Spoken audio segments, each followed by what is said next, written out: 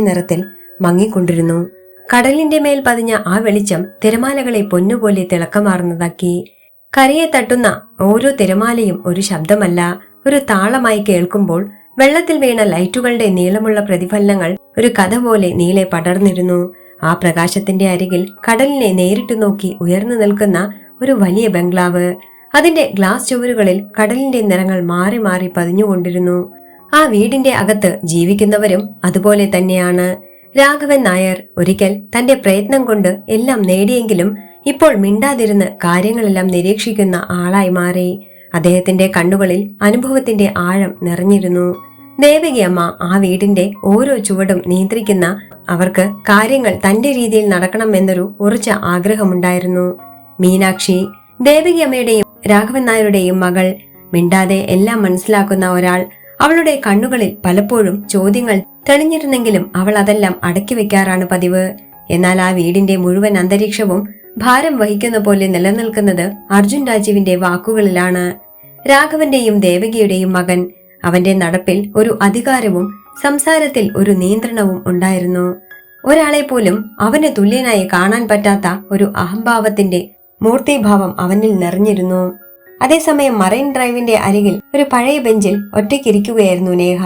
അവളുടെ മുന്നിൽ തിരമാലകൾ അലയടിക്കുമ്പോൾ അവളുടെ ഉള്ളിൽ ഒരു പുതിയ ജീവിതത്തിന്റെ തുടക്കം രൂപം കൊള്ളുകയായിരുന്നു. അവളുടെ മുഖത്ത് ഒരു ക്ഷീണമുണ്ടായിരുന്നു. പക്ഷെ അതിനേക്കാൾ ശക്തമായ ഒരു ഉറച്ച മനസ്സും അവളിൽ തെളിഞ്ഞിരുന്നു. അവൾ സ്വയം പറഞ്ഞുകൊണ്ടിരുന്നു, ജീവിതം അത്ര എളുപ്പമല്ല, പക്ഷെ ഞാൻ ഒരിക്കലും എന്റെ സ്വാഭിമാനം വിട്ടുകൊടുക്കില്ല. എനിക്ക് ജോലി വേണം, പക്ഷെ അതിനായി ഞാൻ ആരുടെയും മുന്നിൽ തലകുനിക്കില്ല. അവസാനം ചെയ്തിരുന്ന ജോലിയും ആത്മാഭിമാനത്തിന്റെ പേരിൽ നഷ്ടപ്പെടുത്തിയ അവൾ സ്വയം ആശ്വസിപ്പിക്കുകയായിരുന്നു. അല്പനേരം അവിടെ ഇരുന്നതിനു ശേഷം അവൾ പതുക്കെ എഴുന്നേറ്റു. മറൈൻ ഡ്രൈവിന്റെ വഴിയിലൂടെ നടന്നു തുടങ്ങി. അവളുടെ ഓരോ ചുവടും ഒരു തീരുമാനത്തിലേക്ക് അടുത്തുകൊണ്ടിരിക്കുന്നത് പോലെ. കടൽക്കാറ്റ് അവളുടെ മുഖത്ത് തട്ടുമ്പോൾ അവൾ ഒരു നിമിഷം കണ്ണടച്ചു. ഞാൻ എന്ത് ജോലിയും ചെയ്യും, പക്ഷേ അതൊരിക്കലും എന്നെ നഷ്ടപ്പെടുത്തിക്കൊണ്ടാവില്ല.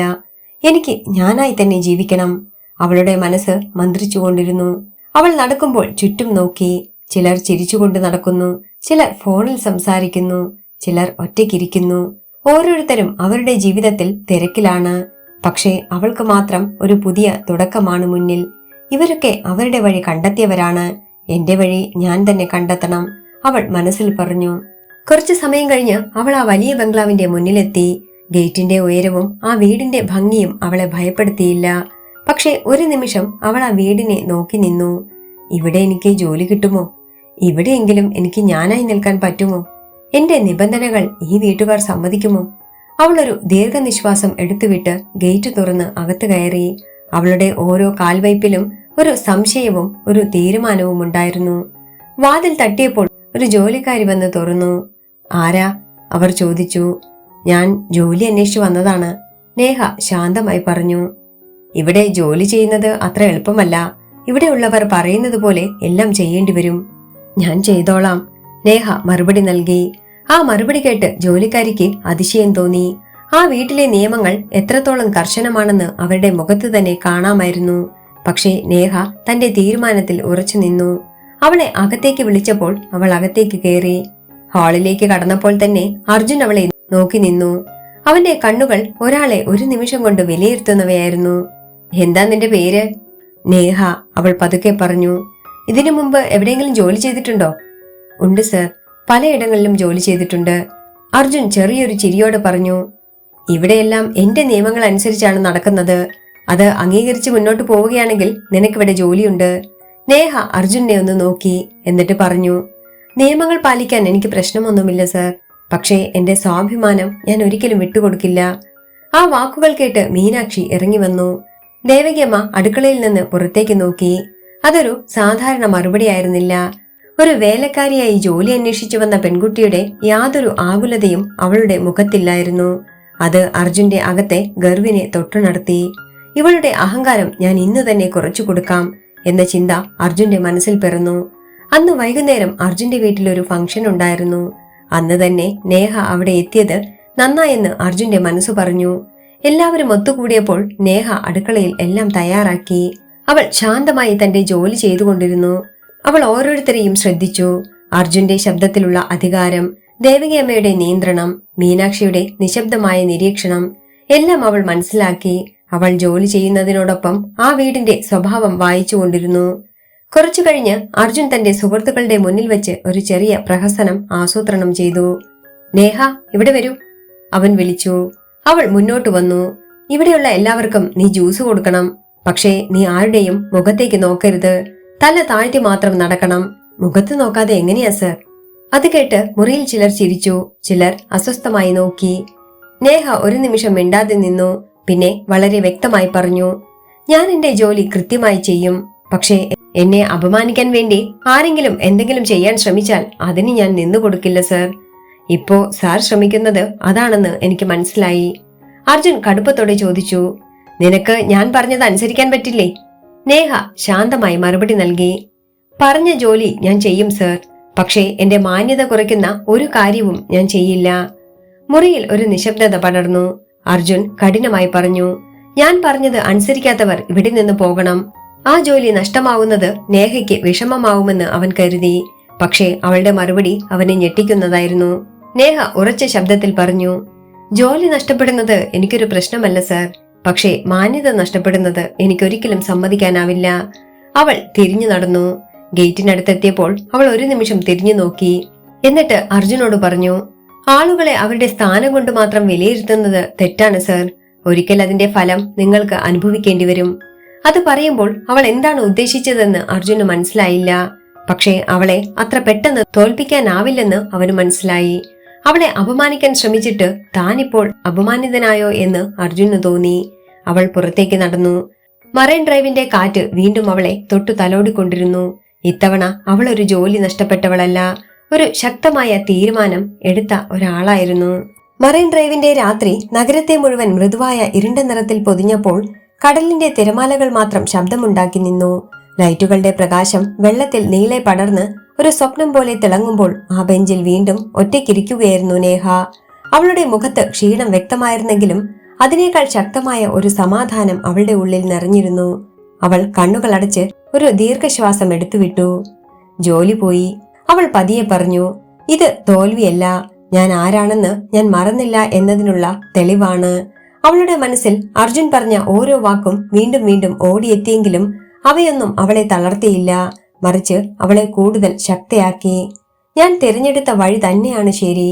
ഞാൻ ആരെയും ഭയക്കേണ്ടതില്ല, അവൾ സ്വയം ഉറപ്പിച്ചു. അതേസമയം ആ വലിയ ബംഗ്ലാവിന്റെ അകത്ത് ഒരു അസ്വസ്ഥമായ നിശബ്ദത പടർന്നിരുന്നു. ഹാളിൽ നിന്നുകൊണ്ട് അർജുൻ രാജീവ് ഒരു ഗ്ലാസിൽ വെള്ളം കയ്യിൽ പിടിച്ചിരുന്നെങ്കിലും അവൻ കുടിച്ചില്ല. അവന്റെ കണ്ണുകൾ രാത്രിയുടെ നിശബ്ദതയിലേക്ക് ഉറ്റുനോക്കിയിരുന്നെങ്കിലും മനസ്സ് മറ്റൊരിടത്തേക്ക് ചലിച്ചുകൊണ്ടിരുന്നു. അവൾ പോയത് എന്തിനാണ് എന്നെ ഇങ്ങനെ ബാധിക്കുന്നത്? അവൻ സ്വയം ചോദിച്ചു. ഒരു സാധാരണ ജോലിക്കാരി, പക്ഷേ എന്തിനാണ് ഞാൻ ഇത്രയധികം ആശങ്കപ്പെടുന്നത്? അവൻ വീണ്ടും ചിന്തിച്ചു. അവന്റെ ഉള്ളിൽ ഒരു ചെറിയ അസ്വസ്ഥത വളർന്നു. കാരണം അവൻ ഇതുവരെ തന്റെ മുന്നിൽ നിൽക്കുന്ന ആരെയും ഇങ്ങനെ ഓർക്കേണ്ടി വന്നിട്ടില്ല. പെട്ടെന്ന് മീനാക്ഷി അങ്ങോട്ട് വന്നു. അവളുടെ മനസ്സിൽ ചില ചോദ്യങ്ങളുണ്ടായിരുന്നു. ചോദിച്ചാൽ മറുപടി കിട്ടുമോ എന്നറിയില്ല. എങ്കിലും അവൾ അർജുനോട് ചോദിച്ചു, ചേട്ടൻ ഇന്ന് നേഹയോട് പറഞ്ഞത് ശരിയായിരുന്നു എന്ന് ഇപ്പോഴും തോന്നുന്നുണ്ടോ? അർജുൻ അവളെ ഒന്ന് നോക്കി. നീ എന്താണ് പറയാൻ ഉദ്ദേശിക്കുന്നത്? അവൾ ശാന്തമായി മറുപടി നൽകി. ഒരാൾക്ക് ജോലി വേണമെന്നതുകൊണ്ട് അവളുടെ മാന്യത അടിയറവ് വെക്കണമെന്ന് പറയുന്നത് ശരിയാണോ? അവളുടെ സ്ഥാനത്ത് ഞാനായിരുന്നെങ്കിൽ ചേട്ടൻ എന്നോട് ഇതുപോലെ പെരുമാറുമായിരുന്നോ? ആ ചോദ്യം നേരിട്ട് അവന്റെ ഹൃദയത്തിൽ കൊണ്ടു. ഒരു നിമിഷം അർജുൻ മിണ്ടാതെ നിന്നു. പിന്നെ കടുപ്പത്തോടെ പറഞ്ഞു, ഇത് വലിയ കാര്യമാക്കേണ്ടതില്ല. മീനാക്ഷി ഉടനെ പറഞ്ഞു, ഇത് ചെറിയ കാര്യമാണെങ്കിൽ ചേട്ടൻ ഇത്രയും നേരം അതിനെക്കുറിച്ച് ചിന്തിക്കേണ്ട കാര്യം എന്താണ്? ആ വാക്കുകൾ അവന്റെ ഹൃദയത്തിൽ നേരിട്ട് തട്ടി. അവിടെ എത്തിയ രാഘവൻ നായർ പതുക്കെ പറഞ്ഞു, മോനെ, ഒരാളെ പരീക്ഷിക്കുന്നത് എളുപ്പമാണ്. പക്ഷേ അതേ പരീക്ഷണം നമ്മൾ നേരിട്ടാൽ അത് സഹിക്കാൻ കഴിയുമോ എന്ന് ചിന്തിച്ചിട്ടുണ്ടോ? അർജുൻ ഒരു ചെറിയ ചിരിയോടെ പറഞ്ഞു. അപ്പാ, ഇതൊരു ഗെയിമാണ്. രാഘവൻ നായർ ശാന്തമായി മറുപടി നൽകി. ജീവിതം ഒരു ഗെയിമാണെന്ന് കരുതുന്നവരാണ് ഒടുവിൽ ഒറ്റപ്പെടുന്നത്. ആ വാക്കുകൾ മുറിയിൽ ഒരു നിശബ്ദത സൃഷ്ടിച്ചു. അർജുൻ ഒന്നും പറയാതെ അവിടെ നിന്ന് മാറി നടന്നു. മുറിയിലെത്തിയ ശേഷം അവൻ കണ്ണാടിയുടെ മുന്നിൽ നിന്നു. മുഖത്തേക്ക് നോക്കി. എന്താണ് എന്നെ ഇങ്ങനെ അസ്വസ്ഥമാക്കുന്നത്? അവൻ സ്വയം ചോദിച്ചു. അവൾ ഭയപ്പെട്ടില്ല. അത് തന്നെയാണ് എന്റെ പ്രശ്നം, അവൻ സ്വയം പറഞ്ഞു. എന്റെ മുന്നിൽ ആരും ഇങ്ങനെ നിൽക്കാറില്ല. ആ സത്യം അവനെ അലട്ടിക്കൊണ്ടിരുന്നു. അവൻ ഒരു നിമിഷം കണ്ണടച്ചു. പിന്നെ ഒരു തീരുമാനത്തിലേക്ക് എത്തി. അവളെ വീണ്ടും കാണണം. അവൾ ശരിക്കും ആരാണെന്ന് മനസ്സിലാക്കണം. അതേസമയം മറൈൻ ഡ്രൈവിൽ നേഹ നടന്നു തുടങ്ങി. രാത്രി അവളെ തളർത്തിയിരുന്നില്ല, മറിച്ച് അവൾക്കൊരു വ്യക്തത നൽകി. നാളെ മുതൽ വീണ്ടും തിരയണം. അവൾ നടക്കുമ്പോൾ തന്റെ മനസ്സിൽ പറഞ്ഞു, എനിക്ക് ജോലി കിട്ടണം, പക്ഷെ ഞാൻ ഒരിക്കലും ആരുടെയും മുന്നിൽ താഴ്ന്നു നിൽക്കില്ല. അവളുടെ മനസ്സിൽ എപ്പോഴും ആവർത്തിക്കുന്ന വാക്കുകളായിരുന്നു അവ. അത് തന്നെയായിരുന്നു അവളുടെ ശക്തിയും. പുലർച്ചെ വെളിച്ചം നഗരത്തെ ഉണർത്തുമ്പോൾ ബംഗ്ലാവിൽ ഒരു വ്യത്യസ്തമായ അന്തരീക്ഷം ഉയർന്നിരുന്നു. അർജുൻ നേരത്തെ എഴുന്നേറ്റ് ഹാളിൽ ഇരിക്കുകയായിരുന്നു. അവന്റെ മുഖത്ത് ഒരു ഉറച്ച തീരുമാനം. ദേവകിയമ്മ അവനെ നോക്കി ചോദിച്ചു, ഇന്നെന്താ മോനെ നേരത്തെ എഴുന്നേറ്റല്ലോ? അർജുൻ ശാന്തമായി മറുപടി പറഞ്ഞു, ഒരു കാര്യം ചെയ്യാനുണ്ടമ്മേ. ദേവകി ഉടനെ ചോദിച്ചു, ഇന്നലെ പോയ പെണ്ണിന്റെ കാര്യമാണോ? അർജുൻ ഒരു നിമിഷം മിണ്ടാതെ നിന്ന ശേഷം പറഞ്ഞു, അതെ, അവളെ പോലുള്ളവരെ ഇവിടെ വേണ്ട. പക്ഷേ എനിക്ക് അവൾക്ക് നല്ല മറുപടി നൽകണം. ആ വാക്കുകൾ കേട്ട് എല്ലാവരും അമ്പരന്നു. കുറച്ചു സമയം കഴിഞ്ഞ് റോഡിലൂടെ നടന്നു പോകുന്ന നേഹയുടെ മുന്നിൽ ഒരു കാർ വന്നു നിന്നു. രണ്ടുപേർ അതിൽ നിന്നും ഇറങ്ങി അവളോട് പറഞ്ഞു, അർജുൻ സാർ നിന്നെ വിളിക്കുന്നുണ്ട്. നേഹ ഒരു നിമിഷം മിണ്ടാതെ നിന്നു. എന്തിനാണ്? അവൾ ചോദിച്ചു. അവർ പറഞ്ഞു, അത് ഞങ്ങൾക്കറിയില്ല, പക്ഷേ അദ്ദേഹത്തിന് നിന്നോട് സംസാരിക്കണം. അവളുടെ മനസ്സിൽ ഒരു ചെറിയ സംശയം ഉദിച്ചു. തിരിച്ചു പോകണോ? അവിടെ വീണ്ടും എന്തെങ്കിലും അപമാനം നേരിടേണ്ടി വരുമോ? എന്നാൽ ഉടനെ തന്നെ അവൾ തന്റെ തീരുമാനത്തെ ഓർത്തു. ഞാൻ ഒരിക്കലും ഭയന്ന് പിന്മാറുന്നവളല്ല. അവൾ പതുക്കെ പറഞ്ഞു, ശരി, ഞാൻ വരാം. കാറ് ബംഗ്ലാവിന്റെ മുന്നിലെത്തി. നേഹ ഇറങ്ങി. ഇന്നലെ അവൾ ഇറങ്ങിപ്പോയ അതേ വാതിൽ ഇന്ന് വീണ്ടും അവൾക്കായി തുറന്നു കിടക്കുന്നു. അവൾ അകത്ത് കയറി. ഹാളിൽ അർജുൻ നിന്നിരുന്നു. അവളെ കണ്ടപ്പോൾ അവൻ നേരെ പറഞ്ഞു, നേഹ, ഇന്നലെ ഞാൻ പറഞ്ഞത് തെറ്റായിപ്പോയി. ആ വാക്കുകൾ കേട്ട് അവൾ ഒരു നിമിഷം നിശബ്ദമായി നിന്നു. കാരണം അവൾ അത്ര എളുപ്പത്തിൽ ആ മറുപടി പ്രതീക്ഷിച്ചിരുന്നില്ല. എന്താണ് സാർ നിങ്ങൾ പറയുന്നത്? അവൾ ചോദിച്ചു. അർജുൻ ശാന്തമായി പറഞ്ഞു, ഞാൻ നിന്നെ പരീക്ഷിക്കാൻ ശ്രമിച്ചതാണ്, പക്ഷേ അതിൽ ഞാൻ തോറ്റുപോയി. നേഹ അവനെ നോക്കി. നിങ്ങൾ എന്തിനാ സാർ ഇപ്പോ എന്നെ വിളിപ്പിച്ചത്? അവൾ ചോദിച്ചു. അർജുൻ മറുപടി നൽകി, നീ ഇവിടെ വീണ്ടും ജോലിക്ക് വരണം. നേഹ ഒരു നിമിഷം മിണ്ടാതെ നിന്നു. പിന്നെ പറഞ്ഞു, ഞാൻ ഇവിടെ ജോലി ചെയ്യാം, പക്ഷേ ഒരു കാര്യം വ്യക്തമായി പറയാം. അവൾ അവന്റെ കണ്ണിലേക്ക് നേരെ നോക്കി. തരുന്ന ശമ്പളത്തിന് കൃത്യമായി ഞാൻ ജോലി ചെയ്യും, പക്ഷേ അത് എങ്ങനെ ചെയ്യണമെന്നത് ഞാൻ തീരുമാനിക്കും. അർജുൻ ഒരു നിമിഷം അവളെ നോക്കി നിന്ന ശേഷം പറഞ്ഞു, അത് ഞാൻ അംഗീകരിക്കുന്നു. ആ വാക്കുകൾ മുറിയിൽ നിന്നിരുന്ന എല്ലാവരെയും അതിശയിപ്പിച്ചു. ദേവകി അമ്മയ്ക്ക് ഒന്നും പറയാനായില്ല. മീനാക്ഷി ശാന്തമായി ചിരിച്ചു. രാഘവൻ നായർ പതിയെ തലയാട്ടി.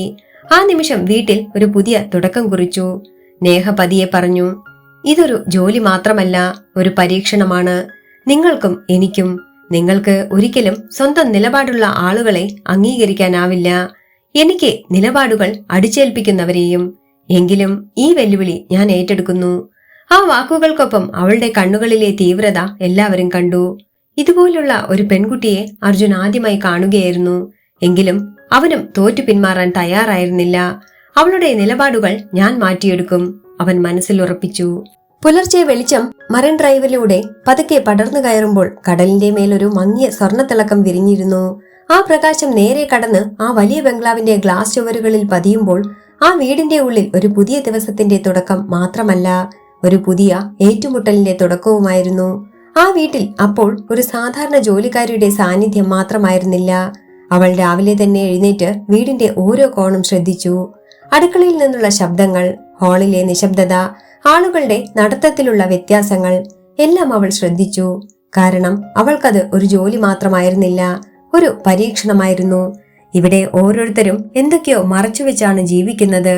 അത് മനസ്സിലാക്കണം, അവൾ മനസ്സിൽ പറഞ്ഞു. അവളുടെ മുഖത്ത് ശാന്തതയുണ്ടായിരുന്നു, പക്ഷെ അവളുടെ കണ്ണുകളിൽ ജാഗ്രത തെളിഞ്ഞിരുന്നു. അതേസമയം ഹാളിൽ നിന്നുകൊണ്ട് അർജുൻ രാജീവ് അവളെ ശ്രദ്ധിച്ചു.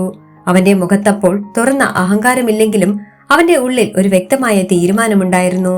ഇവൾ എത്രത്തോളം ഇവിടെ പൊരുതി നിൽക്കുമെന്ന് എനിക്കറിയണം. അവൻ അവളെ വിളിച്ചു. നേഹ, ഇന്ന് നിനക്ക് ഒരു ജോലിയുണ്ട്.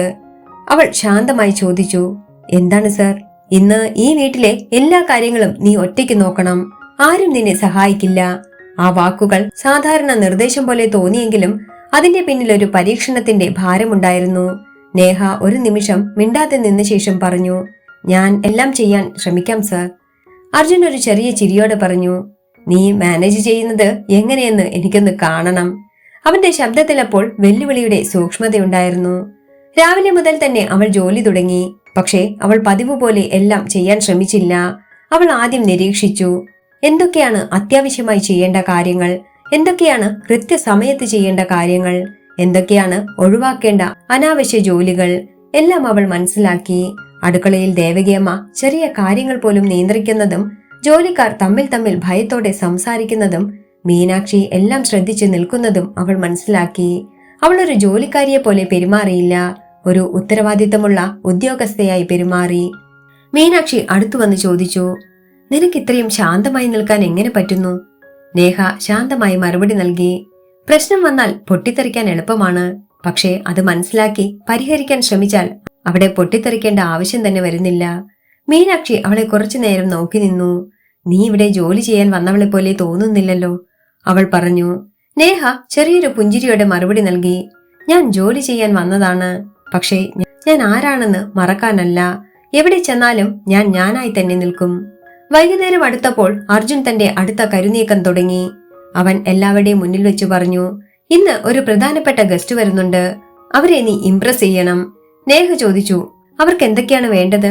അർജുൻ മറുപടി നൽകി, അത് നീ തന്നെ മനസ്സിലാക്കണം, നിനക്കത് ആരും പറഞ്ഞു തരില്ല. ആ വാക്കുകൾ കേട്ട് നേഹയുടെ ഉള്ളിൽ ഒരു സംശയം ഉടലെടുത്തു. ഇതൊരു പരീക്ഷണമാണ്, അതും അവ്യക്തമായ ഒരു പരീക്ഷണം, അവൾ മനസ്സിൽ പറഞ്ഞു. പക്ഷേ അവൾ മുഖത്ത് ശാന്തത നിലനിർത്തി ഒരുക്കങ്ങൾ തുടങ്ങി. ഗസ്റ്റ് എത്തിയപ്പോൾ നേഹ അവരുടെ പെരുമാറ്റം ശ്രദ്ധിച്ചു.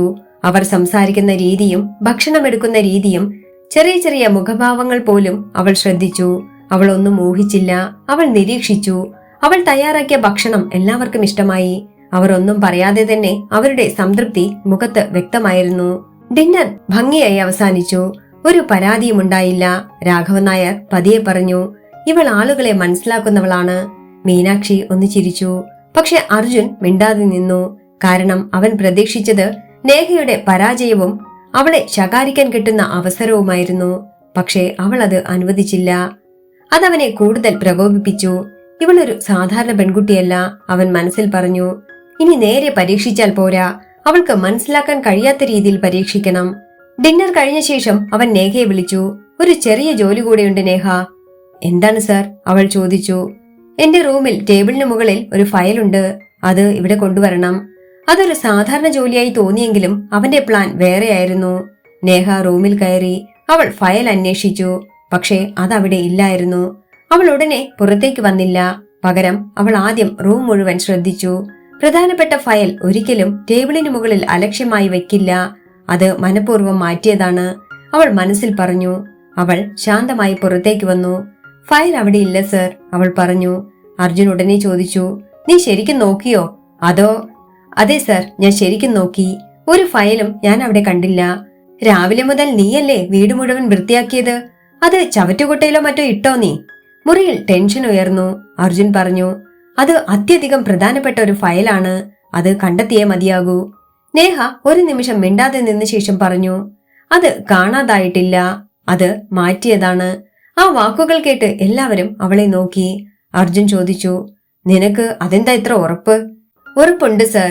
സാറിന്റെ കമ്പനി ഫയൽ കിട്ടിയതുകൊണ്ട് എനിക്ക് പ്രത്യേകിച്ച് നേട്ടമൊന്നുമില്ല, അതുകൊണ്ട് ഞാൻ അതെടുത്തിട്ടില്ല. എനിക്കത് പ്രധാനമല്ലെന്ന് കരുതി ഞാൻ ഈ വീട്ടിലെ ഒരു സാധനവും ചവറ്റുകുട്ടയിൽ ഇട്ടിട്ടില്ല. അത്രയും പ്രധാനപ്പെട്ട ഫയലാണെങ്കിൽ അത് സാറിന്റെ കയ്യിൽ തന്നെ കാണും. അവൾ പതുക്കെ ഹാളിന്റെ സൈഡ് ടേബിളിലേക്ക് നടന്നു. ഡ്രോയർ തുറന്നു, ഫയൽ എടുത്തു. ഇത് ഇവിടെയാണുള്ളത് സർ, അവൾ പറഞ്ഞു. മുറിയിലൊരു നിശബ്ദത വീണു. അർജുൻ അവളെ നോക്കി നിന്നു. ഇത് നീ എങ്ങനെയാണ് കണ്ടുപിടിച്ചത്? അവൻ ചോദിച്ചു. നേഹ ശാന്തമായി മറുപടി നൽകി.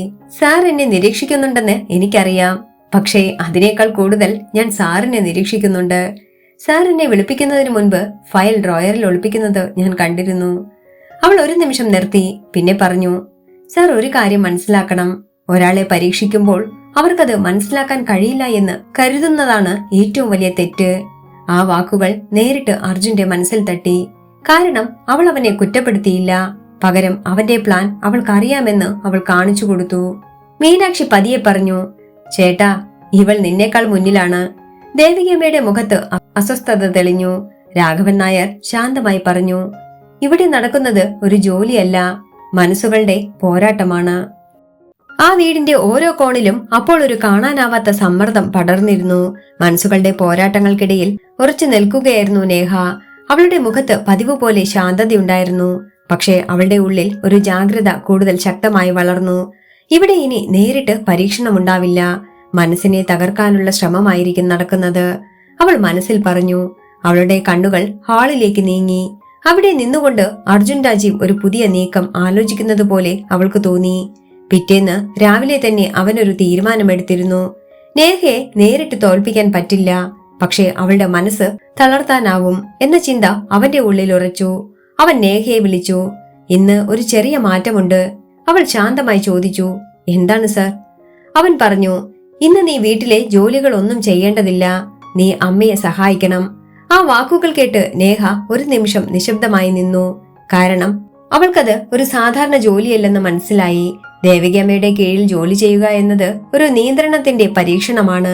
അവൾ ശാന്തമായി പറഞ്ഞു, ശരി സർ, ഞാൻ സഹായിക്കാം. എന്നാൽ അവളുടെ ഉള്ളിൽ ഒരു ബോധ്യമുണ്ടായിരുന്നു, ഇതൊരു കടുത്ത പരീക്ഷണം തന്നെയായിരിക്കും. കാരണം അർജുനോട് സംസാരിക്കുന്നത് പോലെ ദേവകിയമ്മയോട് സംസാരിക്കാൻ പറ്റില്ല. പ്രായത്തിന് നൽകേണ്ട ബഹുമാനം കൊടുത്തു വേണം പെരുമാറാൻ എന്ന് അവൾ തീരുമാനിച്ചു. ദേവകിയമ്മ അടുക്കളയിൽ നിന്നുകൊണ്ട് അവളെ നോക്കി. അവരുടെ കണ്ണുകളിൽ ഒരു സൂക്ഷ്മമായ കഠിനത.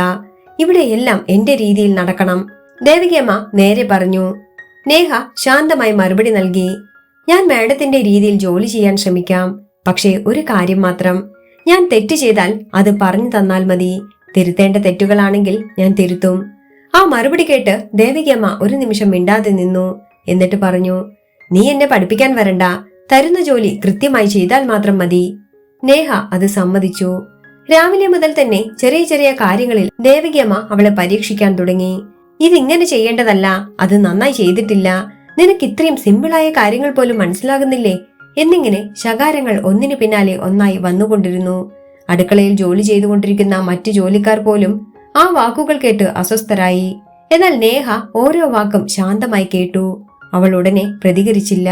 അവൾ തന്റെ ജോലി നിർത്തിയില്ല. അവൾ പതുക്കെ പറഞ്ഞു, ഞാൻ ശരിയാക്കാം മാഡം. ആ വാക്കുകൾക്ക് പിന്നിൽ ദുർബലതയല്ല, മറിച്ച് ഒരു ഉറച്ച മനസ്സിന്റെ ശാന്തതയുണ്ടായിരുന്നു. അവൾക്കറിയാമായിരുന്നു ഇത് ജോലി സംബന്ധമായ തിരുത്തലല്ല, മനസ്സിനെ തളർത്താനുള്ള ശ്രമമാണെന്ന്. എന്നാൽ അവൾ അതിൽ വീഴാൻ തയ്യാറായിരുന്നില്ല. അവൾ ഓരോ ക്രിറ്റിസിസവും അനലൈസ് ചെയ്തു. എന്താണ് ശരി, എന്താണ് തെറ്റ്, എന്താണ് മാറ്റേണ്ടത് എന്നവൾ വേർതിരിച്ചു. ഒടുവിൽ അവൾ തന്റെ ജോലി മെച്ചപ്പെടുത്തി. പക്ഷെ അവളുടെ സ്വഭാവം മാറ്റിയില്ല. അത് ദേവകിയമ്മയെ കൂടുതൽ അസ്വസ്ഥയാക്കി.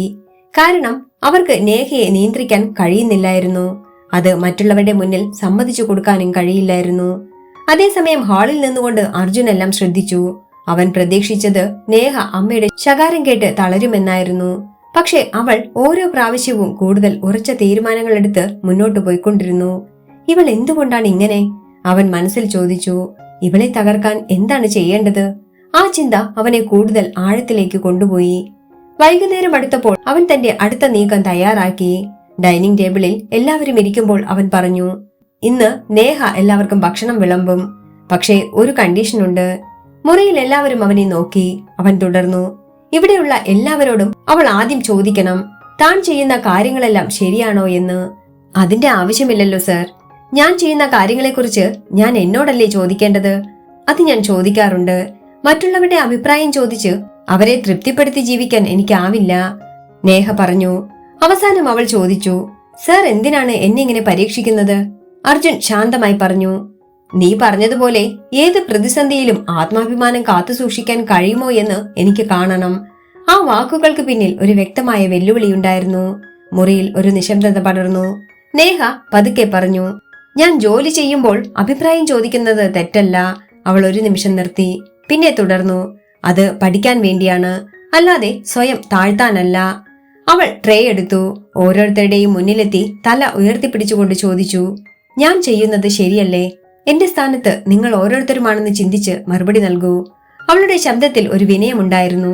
ആരുടെയും മനസ്സിനെ വ്രണപ്പെടുത്താതെ അവൾ വ്യക്തമായി ചോദിച്ചു. ആ ചെറിയ ചോദ്യം തന്നെ ആ സാഹചര്യത്തെ മാറ്റി. മീനാക്ഷി പതിയെ ചിരിച്ചു. രാഘവൻ നായർ തലയാട്ടി. ദേവകിയമ്മ ഒന്നും പറയാനാവാതെ മിണ്ടാതെയിരുന്നു. അർജുൻ അവളെ നോക്കി.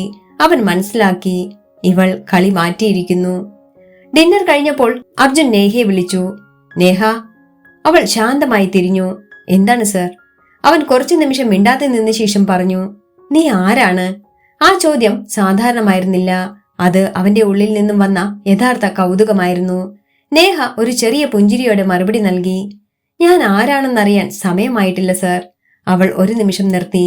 പക്ഷേ ഒരു കാര്യം ഉറപ്പാണ്, ഞാൻ ഇവിടെ തോൽക്കാൻ വന്നവളല്ല. ആ വാക്കുകൾ മുറിയിൽ മുഴങ്ങി. ആ നിമിഷം ഒരു മനുഷ്യന്റെ അഹങ്കാരവും മറ്റൊരാളുടെ ആത്മാഭിമാനവും തമ്മിലുള്ള യുദ്ധം പര്യവസാനത്തിലേക്ക് എത്തിക്കൊണ്ടിരിക്കുകയായിരുന്നു. മറൈൻ ഡ്രൈവിന്റെ രാത്രി വീണ്ടും നഗരത്തെ മൂടിയപ്പോൾ കടലിന്റെ ശബ്ദം മാത്രം പുറത്തേക്ക് കേൾക്കാമായിരുന്നു. ആ വലിയ ബംഗ്ലാവിന്റെ അകത്ത് പോരാട്ടം മുറുകിക്കൊണ്ടിരുന്നു. ആ പോരാട്ടത്തിന്റെ നടുവിൽ ഉറച്ചു നിൽക്കുകയായിരുന്നു നേഹ. അവൾക്കപ്പോൾ ആ വീട്ടിലെ ഓരോ സംഭവവും ഒരു സൂചനയായി വായിക്കാൻ കഴിയുന്നുണ്ടായിരുന്നു. ഇവിടെ ഒന്നും വെറുതെയല്ല നടക്കുന്നത്. ഓരോ കാര്യത്തിനു പിന്നിലും ഒരു ഗൂഢമായ ഉദ്ദേശമുണ്ട്. അവൾ മനസ്സിൽ പറഞ്ഞു. അവളുടെ മുഖത്ത് ശാന്തതയുണ്ടായിരുന്നു. പക്ഷെ അവളുടെ ഉള്ളിൽ അപ്പോഴും ഒരു ജാഗ്രത. അതേസമയം ഹാളിന്റെ ഒരു വശത്ത് നിന്നുകൊണ്ട് അർജുൻ രാജീവ് തന്റെ അടുത്ത നീക്കം ആലോചിച്ചു. അവൻ മറ്റൊരു വഴി തിരഞ്ഞെടുത്തു. അവളെ സംശയത്തിലാക്കണം. അവൾ തന്നെ തന്റെ നിലപാട് ചോദ്യം ചെയ്യണം. അവൻ മനസ്സിൽ പറഞ്ഞു. അവന്റെ മുഖത്ത് ഒരു ഉറച്ച തീരുമാനം തെളിഞ്ഞിരുന്നു.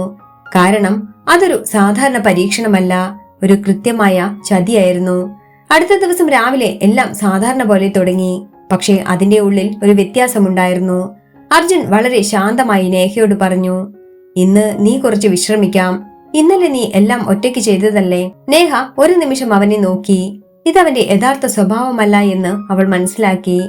അടുത്തതായി അർജുൻ നടത്തിയത് നേഹയെ കള്ളിയാക്കാനുള്ള ശ്രമമായിരുന്നു. പക്ഷേ അതും അവൾ പൊളിച്ചടുക്കി. അവസാനമായി അവൾ അർജുനോട് പറഞ്ഞു, സർ, ഒരു കാര്യം മനസ്സിലാക്കണം. ഒരാളെ തെറ്റായി ചിത്രീകരിക്കാൻ ശ്രമിക്കുമ്പോൾ നിങ്ങൾ നഷ്ടപ്പെടുത്തുന്നത് നിങ്ങളുടെ വിശ്വാസ്യത ആവരുത്. അവളുടെ ശബ്ദത്തിൽ കോപമല്ല, മറിച്ച് ഒരു സത്യം വെളിപ്പെടുത്തുന്ന പ്രതീതിയായിരുന്നു. മീനാക്ഷി പതിയെ പറഞ്ഞു, ചേട്ടാ, ഇത് വേണ്ടിയിരുന്നില്ല. ദേവികമ്മ മിണ്ടാതെ നിന്നു. രാഘവൻ നായർ പറഞ്ഞു, ഇതറിയാതെ ചെയ്ത ഒരു തെറ്റല്ല, മനഃപൂർവ്വം ഒരാളെ അപമാനിക്കാൻ ശ്രമിച്ചതാണ്. പക്ഷേ അതിന് അവൾ നൽകിയ തിരിച്ചടി നീ പഠിക്കേണ്ട ഒരു പാഠം തന്നെയാണ്. നേഹ അർജുനെ നോക്കി പറഞ്ഞു, ഇതിവിടെ തീരുന്നില്ല സർ. ഇനി നിങ്ങൾ എന്ത് ചെയ്യുന്നു എന്നതാണ് പ്രധാനം. ആ വാക്കുകൾ ഒരു വെല്ലുവിളിയായി മുഴങ്ങി. അർജുൻ അവളെ നോക്കി നിന്നു. ഇത്തവണ അവൻ അവളെ തോൽപ്പിക്കാൻ ആഗ്രഹിച്ചില്ല. അവൻ അവളെ മനസ്സിലാക്കാൻ ആഗ്രഹിച്ചു. അവളുടെ ഓരോ വാക്കും അവനിലെ അഹങ്കാരിയെ പുറത്തു കൊണ്ടുവരികയായിരുന്നു. അപ്പോൾ അവൻ മനസ്സിലാക്കി, നേഹയുമായുള്ള പോരാട്ടത്തിനിടയിൽ അവൻ മറ്റുള്ളവരെ ശാസിക്കാനും നിയമങ്ങൾ അടിച്ചേൽപ്പിക്കാനും മറന്നിരിക്കുന്നു. അതുകൊണ്ട് തന്നെ മറ്റു ജോലിക്കാരെല്ലാവരും അവരുടെ ഇഷ്ടത്തിനനുസരിച്ച് ജോലികൾ ചെയ്തു തുടങ്ങിയിരിക്കുന്നു. തന്റെ ആധിപത്യം കത്തി നിന്നിരുന്ന ആ വീട്ടിൽ ഇപ്പോൾ കാര്യങ്ങളെല്ലാം ഒരു താളത്തിലെത്തിയിരിക്കുന്നു. എല്ലാവരുടെ മുഖത്തും ഒരു പ്രസന്നത കണ്ടു തുടങ്ങി. അർജുൻ അത് ശ്രദ്ധിച്ചു. നേഹ വരുന്നതിനു മുമ്പ് അർജുൻ ചായ ചോദിക്കുമ്പോൾ പേടിച്ചു വിറച്ച് ചായ എത്തിച്ചിരുന്ന ജോലിക്കാരി ഇന്നൊരു പുഞ്ചിരിയോടെ ചായ നൽകി തുടങ്ങി. ആ സ്നേഹത്തിന്റെ പുഞ്ചിരി അർജുന് ഇഷ്ടമായി തുടങ്ങി. അവൻ ആ വീട്ടിലെ ഓരോരുത്തരെയും നിരീക്ഷിച്ചു. എല്ലാവരും ഇപ്പോൾ സന്തോഷത്തിലാണ്. വീട്ടിലെ എല്ലാ കാര്യങ്ങളും കൃത്യമാണ്. എല്ലാവരും എല്ലാത്തിലും തൃപ്തരാണ്.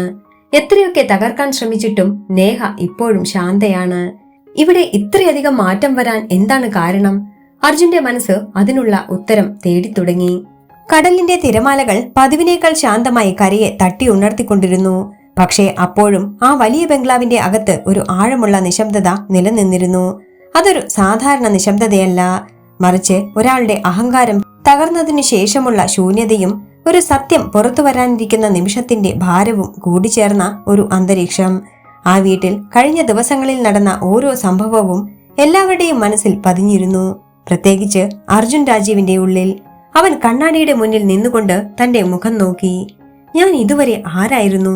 ഞാനിപ്പോൾ മാറിപ്പോയോ എന്ന ചോദ്യങ്ങൾ അവന്റെ ഉള്ളിൽ മുഴങ്ങിക്കൊണ്ടിരുന്നു. അവൻ തന്റെ തെറ്റുകളെ മറച്ചുവെക്കാൻ ശ്രമിച്ചില്ല. പകരം അവയെ മനസ്സിലാക്കാൻ ശ്രമിച്ചു. ഒരു മനുഷ്യന്റെ വില അവന്റെ സ്ഥാനത്തിലല്ല, അവന്റെ മനസ്സിലാണ് എന്ന സത്യം അവന്റെ ഉള്ളിൽ പതുക്കെ ഉറച്ചുകൊണ്ടിരുന്നു. അതേസമയം നേഹ വീടിന്റെ ഒരു കോണിൽ നിന്നുകൊണ്ട് പുറത്തേക്ക് നോക്കുകയായിരുന്നു. പ്രകാശം അവളുടെ മുഖത്ത് പതിഞ്ഞപ്പോൾ അവളുടെ കണ്ണുകളിൽ ഒരു സമാധാനം തെളിഞ്ഞു. കാരണം അവൾക്കിപ്പോൾ തന്റെ ലക്ഷ്യം പൂർത്തിയായതായി തോന്നി. ഇവിടെ വന്ന എന്റെ ഉദ്ദേശം നടന്നു കഴിഞ്ഞു, അവൾ മനസ്സിൽ പറഞ്ഞു. അവൾ തിരിഞ്ഞു പോകാൻ ഒരുങ്ങുമ്പോൾ അവളുടെ മുന്നിൽ അർജുൻ എത്തി നിന്നു. അവന്റെ നടത്തത്തിൽ ഇത്തവണ അഹങ്കാരമില്ല, പകരം ഒരു സത്യസന്ധത. നേഹ, എനിക്ക് നിന്നോട് സംസാരിക്കണം, അർജുൻ പറഞ്ഞു. അവൾ ശാന്തമായി അവനെ ഒന്ന് നോക്കി. പറയൂ സർ. അർജുൻ കുറച്ചു നിമിഷം മിണ്ടാതെ നിന്ന ശേഷം പറഞ്ഞു. നീ എന്തിനാണ് ഇവിടെ വന്നത്? ആ ചോദ്യം കൗതുകം കൊണ്ടുള്ളതായിരുന്നു. നേഹ അവനെ കുറച്ചു നിമിഷം നോക്കി. പിന്നെ പതുക്കെ പറഞ്ഞു. നിങ്ങൾക്ക് കുറച്ചു വർഷങ്ങൾക്ക് മുൻപ് ഒരു പെൺകുട്ടി നിങ്ങളുടെ വീട്ടിൽ സഹായം ചോദിക്കാൻ വന്നത് ഓർമ്മയുണ്ടോ? അർജുൻ ഒന്ന് ചിന്തിച്ചു. പക്ഷെ അവന്റെ ഓർമ്മയിൽ ഒന്നും വ്യക്തമായി വന്നില്ല. എനിക്ക് ഓർമ്മയില്ല, അവൻ തുറന്നു പറഞ്ഞു. നേഹ ചെറിയൊരു പുഞ്ചിരിയോടെ പറഞ്ഞു. അതെ, കാരണം ആ ദിവസം അത് നിങ്ങൾക്ക് ചെറിയൊരു കാര്യം മാത്രമായിരുന്നു. പക്ഷേ ആ പെൺകുട്ടിക്ക് അത് അവളുടെ ജീവിതം മാറ്റിയ നിമിഷമായിരുന്നു.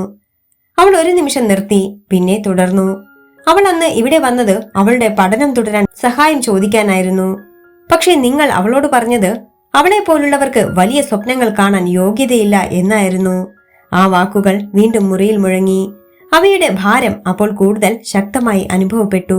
അർജുൻ പിന്നോട്ട് ഒരു പടി നീങ്ങി. അവന്റെ മുഖത്ത് കുറ്റബോധം വ്യക്തമായി തെളിഞ്ഞു. ഞാൻ ഞാൻ ഞാൻ അങ്ങനെ പറഞ്ഞു? അവന്റെ ശബ്ദമിടറി. അതെ സർ, ആ വാക്കുകൾ അവളുടെ ജീവിതം മാറ്റി.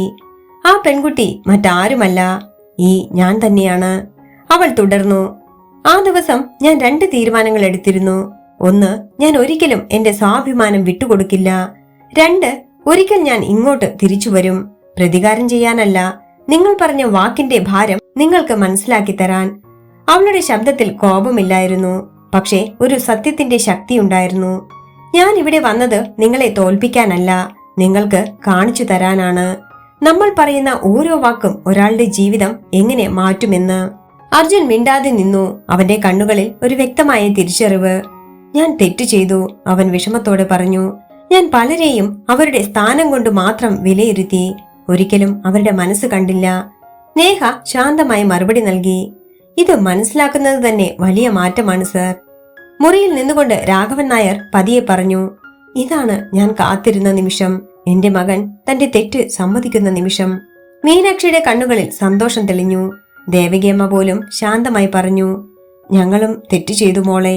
മോളെ ഞങ്ങൾ ഒരുപാട് കഷ്ടപ്പെടുത്തി. ആ നിമിഷം ആ വീട്ടിൽ ഒരു യഥാർത്ഥ മാറ്റം പിറന്നു. അർജുൻ വീണ്ടും ചോദിച്ചു. അപ്പോൾ നീ അന്ന് പറഞ്ഞത് എന്റെ ഭാര്യയാകണമെന്ന്, അതെന്തിനായിരുന്നു?